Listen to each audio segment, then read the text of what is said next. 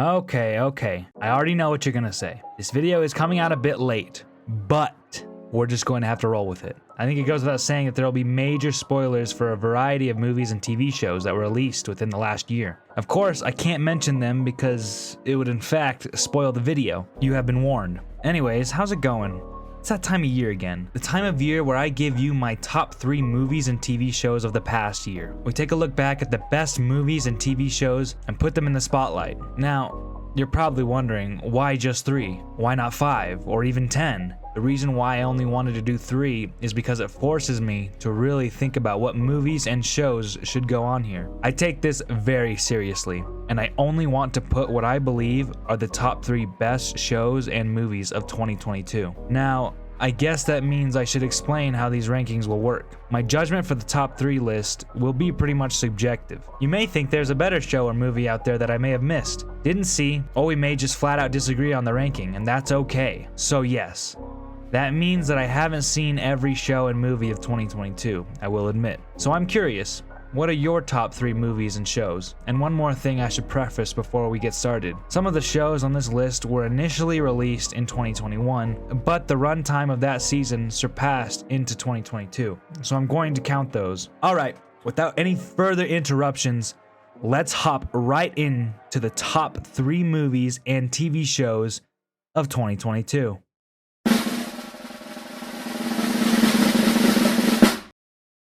So, to kick off this year's rankings at the number 3 spot, we have 1883. As many of you know, I am a huge Yellowstone fan. I love the show. Pretty much all of it, from season 1 to season 5 so far. I believe that Taylor Sheridan has created a modern day masterpiece. And after Yellowstone season 4, I was yearning for more, and that's where the prequel to Yellowstone comes in, 1883. Isabel May is phenomenal in this show. Her character is one of those characters that have now been solidified as Isabel May's character. The plot itself is really good and complex. I love how Taylor Sheridan shows us the real reality of the Oregon Trail. He's able to show us that it was not an enjoyable experience being one of the first people to be a part of the Western expansion. Tim McGraw and Faith Hill are extremely great in this show as well. Low-key didn't even know they could act, but you know what? They most certainly can. My favorite parts of the show were easily the characters. I've always been a fan of movies and shows depicting life on the prairie, and I believe the reason it's so good is because there really isn't a show out there like 1883. We don't just see the family move along the trail and they face hardships, but they're the exact same person as before. I give a lot of credit to Taylor Sheridan and how he writes his characters. All the characters who are in the spotlight go through an arc. James and Margaret Dutton are different people by the end of the show. Shay Brennan is a different character by the end, but the best character arc is through Elsa Dutton. We see her go through trials and tribulations. I think the reason Elsa is such an interesting character is because she is a young woman still growing and learning about the realities of the world. But what do you do when your parents are also trying to figure out how to navigate their new lifestyle? We see Elsa try to find where she fits in this world, while at the same time moving into a new one. 1883 is beautiful and magnificent. The world that Taylor Sheridan has created is absolutely amazing, and I can't wait to see what else he has in store. Who knows, maybe 1923 will make it on to next year's top 3, but as for 1883, it sits at number 3. Wow, that was a lot of 3s.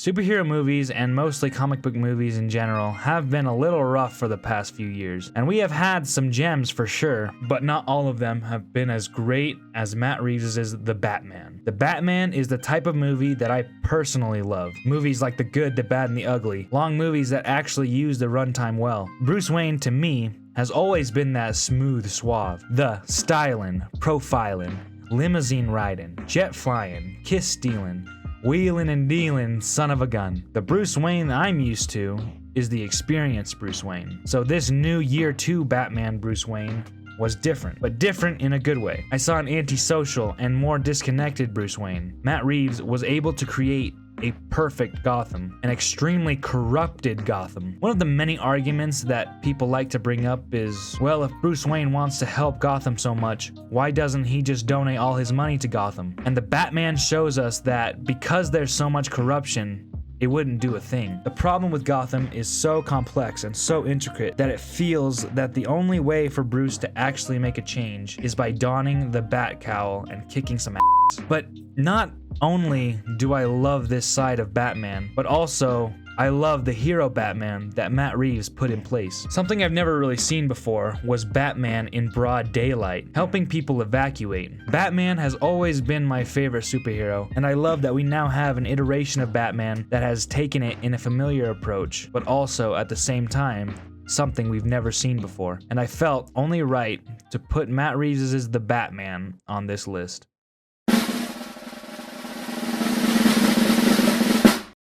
At the number 2 spot, we have All of Us Are Dead. This single season of All of Us Are Dead absolutely destroys all 24 episodes of The Walking Dead season 11. Easily the best zombie show of 2022, hands down. This Korean drama series does a really great job at showing us the chaos and panic of people when shit hits the fan. It's actually quite insane how crazy everything gets so quickly. The characters in this show are pretty great. One can make an argument that they're the best parts of the series. The zombies are the World War Z kind, and if you've watched #Alive, it's pretty much just those zombies from that movie. I've always felt indifferent about the fast-paced running zombies. I always used to believe that the slow Walking Dead zombies were better, mostly because my thought process is that because they're slow, the intensity can take its time. But after All of Us Are Dead, I now prefer the fast-paced zombies because it forces characters to be vigilant and be ready to take action at a moment's notice. It makes them a threat at all times. Another thing that I really like that the show does extremely well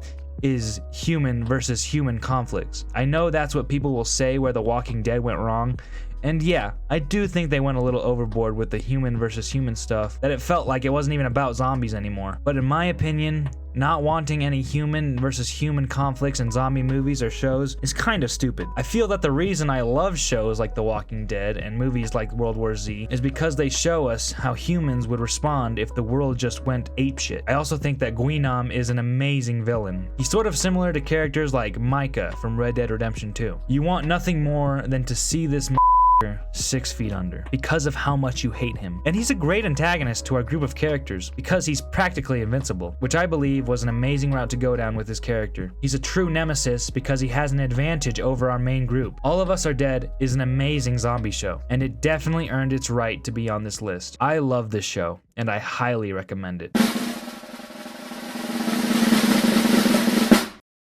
Before I saw this film, I was extremely skeptical about this movie. I don't know, I just didn't believe the hype, but I was pleasantly surprised. The action is impeccable, and the story is fire. I am a huge sucker for the deeper message of movies. I love when a movie teaches me something. I absolutely love the way this film was written. The writing is what easily makes this film a high quality movie. I love when movies are able to be wild and crazy, but still coherent, and this movie does just that. Everything Everywhere All at Once was able to make me go through all the emotions. It has a bit of everything, some good comedy along with an emotional and compelling narrative. Watching this movie was like watching a standalone film about the Wild Wasteland perk from Fallout New Vegas. Lastly, I have to at least mention the beautiful cinematography. I know it's not a make or break for a movie, but I really do appreciate when a director is able to do some great camera work. Everything Everywhere All at Once is an exciting and wacky masterpiece, and it stays at the number 2 spot. Now it's time for some honorable mentions. The first honorable mention, Top Gun Maverick, a really fantastic sequel. I wasn't expecting this movie to be any good. I was pleasantly surprised, and I thought I should at least mention that this is how you make a sequel to a beloved movie. They didn't give in to the woke mob and make Maverick an understandable and weaker character than in the original, and I appreciate it. Really just a great movie. I even thought about putting it in the top 3, but I don't know, I just thought The Batman was just a tad bit better. Next up is Cobra Kai Season 5. John Hurwitz, Josh Heald, and Hayden Schlossberg have done a phenomenal job at extending the Karate Kid universe. Season 4 was badass, so I was really curious how they were going to follow up with that. And by golly, they delivered. I keep thinking that this show can't get any better, and every season I'm proven wrong. Alright, here's some others that I wanted to conclude, but if I did, the honorable mentions would be way too long. Reacher, great show, highly recommend. Where the Crawdads Sing, The Boys Season 3, Elvis, Attack on Titan Season 4 Part 2, Glass Onion, A Knives Out story. Really fun movie, although I like the first one just a bit more. Peaky Blinders Season 6, and All Quiet on the Western Front 2022. Now it's time for our number 1 spots in the top 3 movies and shows of 2022.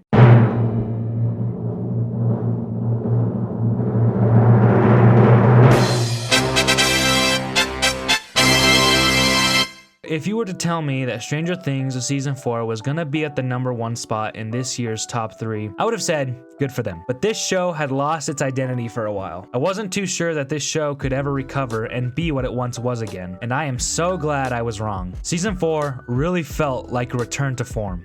It brought back what made Stranger Things so popular to begin with. After season 1, Stranger Things really just felt like an 80s nostalgia trip, and that's never what it was. The 80s stuff was always in the background, but nostalgia for the 80s wasn't the only thing that was wrong with Stranger Things after season 1. Season 4 was able to make Stranger Things exciting again. It also made me care about characters like Lucas and Max. Max, in particular, had an amazing arc this season. I always just thought of Max as like a side character that's just there to be there. But Kate Bush helped elevate Max's character to a point where I actually felt sad that she ended up the way she did by the end. Vecna was an extremely good and well-written villain, and he's a nice little addition to Stranger Things. Season 4 really surprised me this year, and I feel that it has earned its spot at the number 1 and has solidified its place as the best TV series of 2022.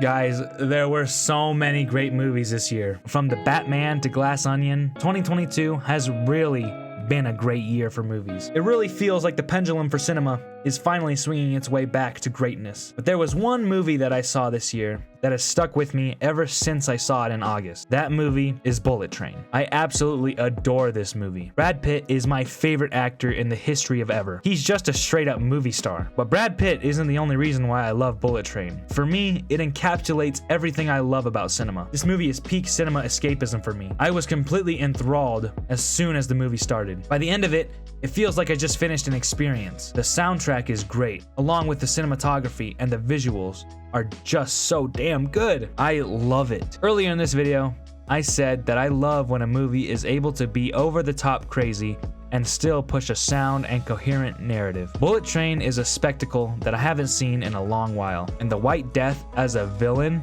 to me, was so fresh. That iconic Russian roulette signature he does before execution is just so sleek. I absolutely love this movie. And not only do I believe that this movie is the best of 2022, but I think it just might be one of my favorite movies ever. Guys, this was a great year for movies, and I still haven't seen all of the great movies and TV shows that have graced our screens this year. I am just so glad that movies are starting to get good again. I hope you all enjoyed today's video. This was a really fun one to make. I will see you all soon. I'm gonna go get some sleep. Peace out, nerds.